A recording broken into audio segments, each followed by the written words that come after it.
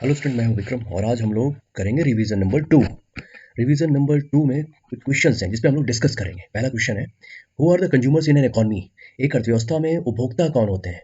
दूसरा है, what is investment, यानी निवेश क्या होता है, इन्वेस्टमेंट। दूसरा, इन्वेस्टमेंट के दो पार्ट हैं, depreciate, fixed investment and inventory investment. Fixed investment और इन्वेंट्री इन्वेस्टमेंट में अंतर बताना है। उसके बाद है बच्चों, डिफाइन करना है क्रॉस इन्वेस्टमेंट और नेट इन्वेस्टमेंट। ये बच्चों, ये सारे टॉपिक जो हैं बड़े टेक्निकल टॉपिक हैं, इसको समझने के लिए आपको बड़ा ध्यान देना पड़ेगा। सबसे पहले हमें आता है कि हमारी इकोनॉमी में कंज्यूमर्स कौन कौन है। सबसे पहले है हाउस होल्ड। हाउस होल्ड का मतलब घर परिवार। दूसरा है द गवर्नमेंट, सरकार, केंद्र सरकार, राज्य सरकार या कोई लोकल गवर्नमेंट। लास्ट में आते हैं नॉन प्रॉफिट प्राइवेट इंस्टीट्यूशंस, यानी कि लाभ रहित निजी संस्थाएं, यानी ऐसी संस्थाएं जिनको कोई लाभ नहीं है लेकिन वो सामाजिक कार्यों में जुटे हुए हैं। तो इसमें हम लोग शुरू करते हैं। सबसे पहले हाउस होल्ड्स कैसे कंज्यूमर है। जैसे हम सभी जानते हैं, घर परिवार या गृहस्थ जीवन में लोगों को चाहिए होता है खाना पीना, ठीक है। उनको खरीदना पड़ते हैं कपड़े, आइसक्रीम, फर्नीचर, मूवी देखना होता है, रेस्टोरेंट जाना होता है, ये खर्चे होते हैं हाउस होल्ड्स के। तो जब हम हाउस होल्ड की बात करते हैं, they are refers to common people और simple consumers who purchase goods for satisfaction of their wants. यानी जो वो खर्चे कर रहे हैं अपनी जरूरत पूरी करने के लिए कर रहे हैं, वो कोई प्रोडक्शन नहीं कर रहे हैं, वो अपनी जरूरतें पूरी कर रहे हैं। इस तरीके से हाउस होल्ड जो है वो बड़े इंपॉर्टेंट कंज्यूमर्स हैं जो कंजम्पशन करते हैं। नेक्स्ट है गवर्नमेंट, सरकार, केंद्र सरकार, राज्य सरकार या कोई लोकल गवर्नमेंट। अब सरकारें क्या करती हैं। जैसे हमें पता है कि सरकारों की जिम्मेदारी है देश के लोगों की रक्षा करना। देश की रक्षा करती है सेना, और लोगों की रक्षा करने के लिए पुलिस है, पैरामिलिट्री फोर्सेज हैं। सेना या पैरामिलिट्री फोर्सेज को चाहिए वेपन्स, ये खरीदती है सरकार। इनकी ड्रेसेज, इनके लिए व्हीकल, ये सारे खर्चे करती है और खरीदती है इनके लिए सरकारें। उसके अलावा सरकार बहुत सारे चैरिटी वाले काम करती है, जनता के वेलफेयर के लिए काम करती है। फॉर एग्जाम्पल, जैसे इसमें आप देख सकते हैं मिड डे मील स्कीम, यानी गरीब बच्चों को या फिर स्कूल में पढ़ने वाले बच्चों को दोपहर का भोजन देना, इसके लिए भी सरकार खरीदती है खाना। उसके अलावा सरकार बहुत सारी मूलभूत सुविधाएं भी देती है। हमारे अगल बगल जो रोड्स बनी हैं, जो पुल बने हैं, जो रेलवे स्टेशन हैं, स्कूल्स हैं, ये सारे जो गवर्नमेंट स्कूल्स हैं, ये सारे जो खर्चे हैं या इनको बनवाने की जिम्मेदारी होती है सरकार की। और जैसे मान लिया रोड रोड बनाने के लिए हमें चाहिए होती है गिट्टी, सीमेंट, ये सारी चीज़ें खरीदती कौन है, सरकार खरीदती है। तो ये सारे कंज्यूमर्स कौन है, सरकार इनका कंजम्पशन कर रही है फॉर शेक अप पीपल, लोगों के लाभ के लिए।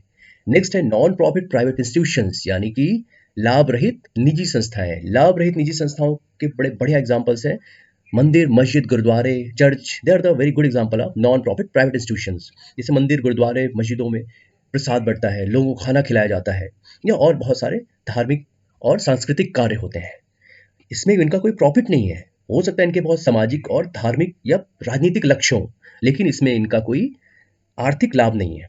तो ये सारे जो संस्थाएं हैं ये भी बहुत सारा चीज़ें खरीदती हैं। जैसे मान लिया गरीबों के बच्चों के लिए खाना खरीदा इन्होंने, कपड़े खरीदे, किताबें खरीदी, स्कूल बनवाए।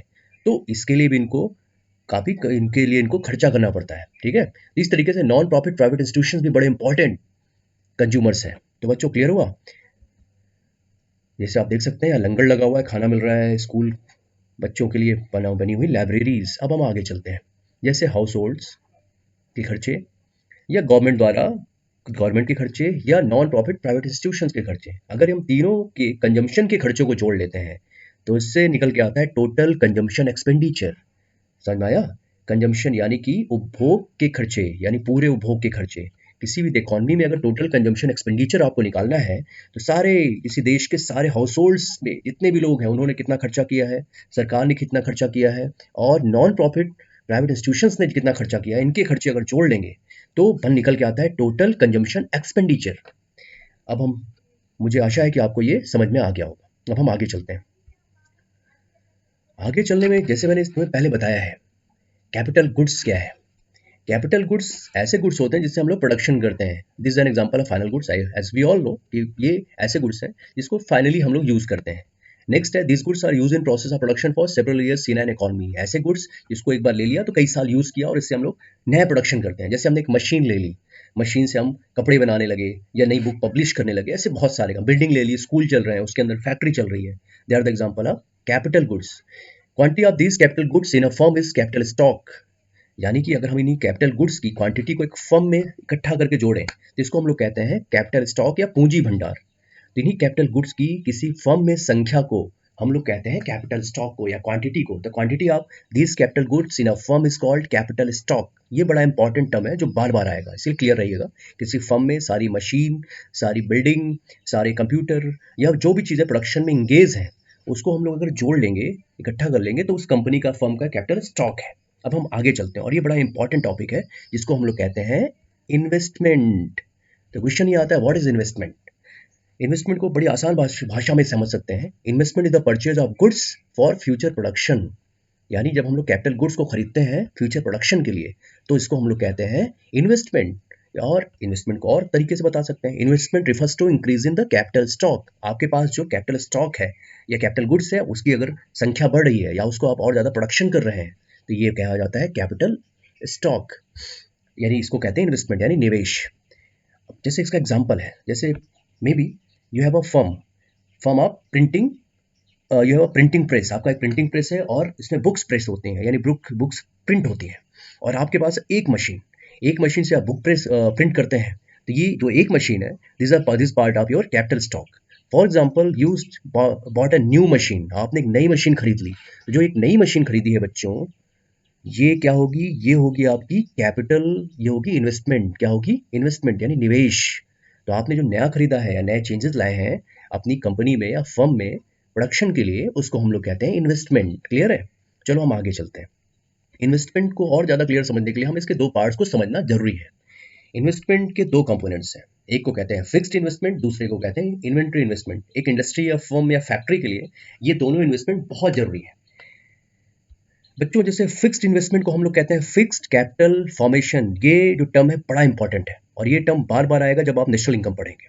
तो फिर से देखिएगा, फिक्स्ड कैपिटल फॉर्मेशन यानी कि आप कोई फिक्स यानी कि स्थिर पूंजी फॉर्मेशन को जब आप बनाते हैं, स्थिर पूंजी फॉर्मेशन को हम लोग फिक्स्ड इन्वेस्टमेंट कहते हैं। यानी आप जब कोई नया कैपिटल गुड्स, फिक्स्ड एसेट वाले कैपिटल गुड्स को फॉर्मेशन करते हैं, जिसको हम लोग कहते हैं फिक्स्ड कैपिटल फॉर्मेशन। ज़्यादा क्लियर अभी हम होते हैं।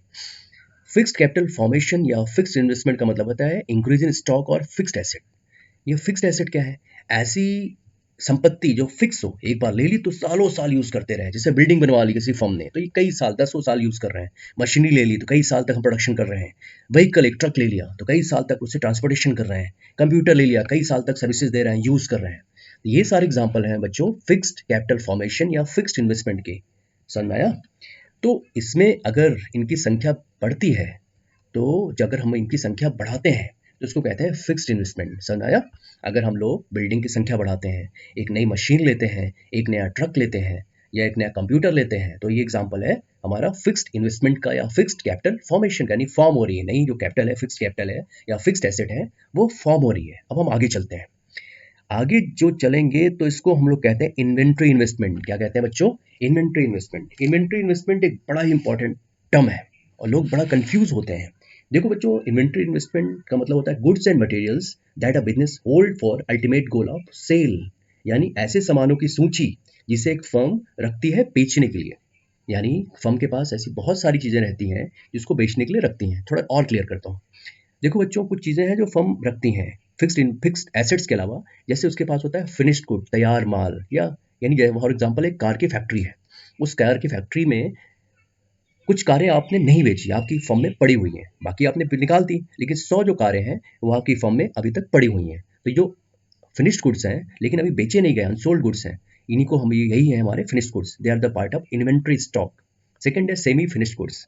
यानी कि आपकी कार बनने के करीब है, उसमें सारी चीज़ें लग चुकी हैं, सीट लग गई, लेकिन अभी तक इंजन नहीं लगा है, तो इसका मतलब आपकी कार अभी पूरी तरह तैयार नहीं है।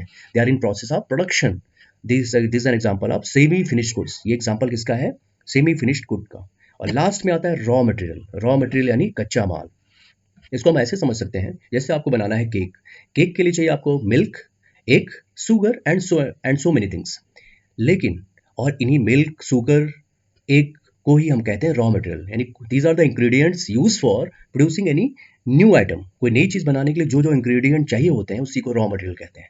तो बच्चों, इन तीनों को, finished goods, semi finished goods या रॉ मटेरियल, तीनों को अगर हम इकट्ठा करें तो इसको कहते हैं इन्वेंट्री स्टॉक। क्या कहते हैं? Inventory stock.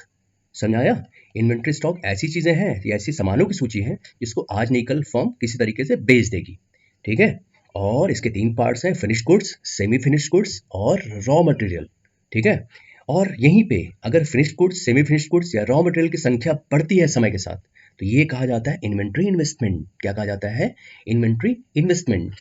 फॉर एग्जांपल 2019 में आपके पास जो फिनिश्ड गुड है, वो आपके पास, यानी आपके पास जो कार है, जैसे आपकी कार की कंपनी और आपके पास 2019 में कारें हैं, 100 कारें हैं जो एज अ इन्वेंट्री स्टॉक रखी हुई है। लेकिन 2020 में आपने 300 कारें रखी एज अ इन्वेंट्री स्टॉक। तो आप में क्या चेंज आया? पहले 100 थी, अब 300 हो गई। तो आपके पास 200 एक्स्ट्रा कारें हैं अब एज अ इन्वेंट्री स्टॉक। ये एग्जांपल है इन्वेंट्री इन्वेस्टमेंट का, यानी increase in inventory stock is called inventory investment. यानी इन्वेंट्री स्टॉक की जब संख्या बढ़ती है तो इन्वेंट्री इन्वेस्टमेंट कहते हैं। अब थोड़ा कंफ्यूजन हो रहा होगा कि कंपनी वाले अपने पास पहले से कारें क्यों रख लेते हैं, चलो इतनी सारा रॉ मटेरियल पहले से क्यों रख लेते हैं। तो इसको समझने के लिए आपको ये समझना पड़ेगा। कुछ बड़ा ही करंट हमारे पास बड़ा ही करंट का एग्जांपल है। Why producer hold this stock? इतना सारा स्टॉक प्रोड्यूसर रखता क्यों है? Producer hold this stock because for example nowadays whole world is facing problem of COVID-19. For COVID-19 there's a very famous medicine. The name of this medicine is hydroxychloroquine. ये hydroxychloroquine नाम की दवाई है जो कोविड-19 में काफ़ी हद तक कारगर है, इलाज करने में लाभकारी है। तो अब हुआ क्या कि ये जो दवाई है भारत में बनती है, लेकिन इस दवाई का जो कच्चा माल है, रॉ मटेरियल है, ये मिलता है चाइना से। तो जैसे फॉर एग्जांपल भारत की कंपनी ने देखा कि भाई भारत में बहुत ज़्यादा ज़रूरत है हमें दवाइयों की, हाइड्रोक्सीक्लोरोक्विन की। अब क्या हुआ कि इसको चाइना से रॉ मटेरियल मंगाना पड़ा। चाइना ने कहा हमें खुद इसकी ज़रूरत है, हम आपको रॉ मटेरियल नहीं दे सकते, तो उसके लिए बड़ा मुश्किल हो जाएगा। और ऐसे में अगर इंडस्ट्री के पास पहले से बहुत सारा रॉ मटेरियल पड़ा हुआ है, तो ऐसे में उसको चाइना पे डिपेंड नहीं रहना पड़ेगा और वो ज़रूरत के हिसाब से प्रोडक्शन करेगा और लोगों को दे देगा। तो बच्चों समझ आया कि क्यों इतना सारा रॉ मटेरियल या पहले से बहुत सारा फिनिश्ड और सेमी फिनिश्ड गुड्स इंडस्ट्रीज रखती हैं अपने पास। इसका पहला है producers hold this stock because ensure uninterrupted supply of inputs to the producer. यानी उनको जो इनपुट्स चाहिए होते हैं, रॉ मटेरियल चाहिए होते हैं, उसमें कोई इसकी सप्लाई में कोई विघ्न बाधा ना आए। दूसरा एक कारण है, जैसे आपके घर में पापा महीने भर की सब्जी या महीने भर का राशन एक बार में लेके चले आते हैं। ये नहीं कि रोज रोज हमें दुकान पे जाना पड़े और सामान लेना पड़े। बिल्कुल वैसे ही इंडस्ट्रीज भी करती हैं। वो साल भर का बहुत सारे रॉ मटेरियल साल भर के, महीने भर के या कई वर्षों के एक साथ लाके खरीद के रख लेते हैं और जब जब उनको इनकी जरूरत पड़ती है इसको निकाल के प्रोडक्शन करते हैं। इन्वेस्टमेंट और नेट इन्वेस्टमेंट देखने से पहले हमें ये जानना जरूरी है कि डिप्रिसिएशन क्या है। मैं ये पहले भी बता चुका हूँ, डिप्रिसिएशन का मतलब होता है मूल्यह्रास। यानी आपके पास कोई मशीन या कोई भी सामान है जो समय के साथ उसकी वैल्यू कम होती जाती है क्योंकि उसकी एफिशिएंसी कम हो जाती है, वो घिस जाता है। तो इसको हम कहते हैं डिप्रिसिएशन। तो इस डिप्रिसिएशन को सही करने के लिए हम लोग क्या करते हैं, हम लोग इसमें कुछ नई चीज़ें जोड़ते हैं। फॉर एग्जाम्पल आपके पास एक बाइसिकल है, पुरानी बाइसिकल, और आपने देखा कि आपकी बाइसिकल का टायर कुछ गड़बड़ है। फिर आपने क्या किया, आप एक नया टायर ले आए, जो आप एक नया और आपने इस नए टायर को साइकिल में लगा दिया। जो आपने एक नया टायर जो साइकिल में लगाया, this a part of depreciation investment. यानी आपकी पुरानी घिसी हुई चीज़ों को आपने रिप्लेस करके उसमें कुछ नई चीज़ें जोड़ दी जिससे वो ज़्यादा एफिशिएंट हो जाए। इसको हम लोग कहते हैं डिप्रिसिएशन। क्या कहते हैं? डिप्रिसिएशन। अब हम आगे चलते हैं। सबसे पहले हम लोग देखते हैं ग्रॉस इन्वेस्टमेंट। ग्रॉस का मतलब होता है सकल निवेश। ग्रॉस इन्वेस्टमेंट का मतलब होता है सकल निवेश। ग्रॉस माने होता है overall investment, as I you all know. Investment का होता है निवेश, आप कहीं इन्वेस्ट करते हैं किसी कैपिटल स्टॉक को बढ़ाने के लिए। ग्रॉस इन्वेस्टमेंट के दो पार्ट हैं।